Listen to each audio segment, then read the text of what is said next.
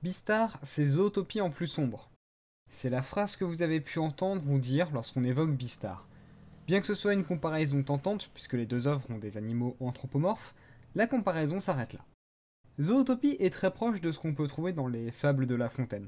On parle de sujets sérieux, ici la discrimination, en prenant un ton léger et en utilisant des animaux pour remplacer les humains. Lorsqu'on prend le temps d'analyser le film, on remarque que le scénario est un entremêlement complexe de The Hero's Journey de Joseph Campbell et d'une enquête bien ficelée sur fond de romance. De l'autre côté, Beastar aborde un cadre plus sombre, en traitant ouvertement de sujets difficiles et tabous, comme le sexe, la drogue et la violence. Mais la seule problématique que pose la série est: que se passerait-il si la société était composée uniquement d'animaux?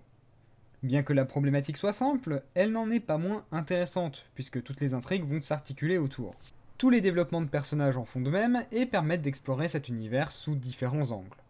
On a aussi une pseudo-réflexion autour du mode de vie végétarien intéressante, avec une mise en avant du respect de la vie qu'on prend, puisque manger de la viande est interdit. Malgré leurs quelques similitudes, Beastar et Zootopie sont différents.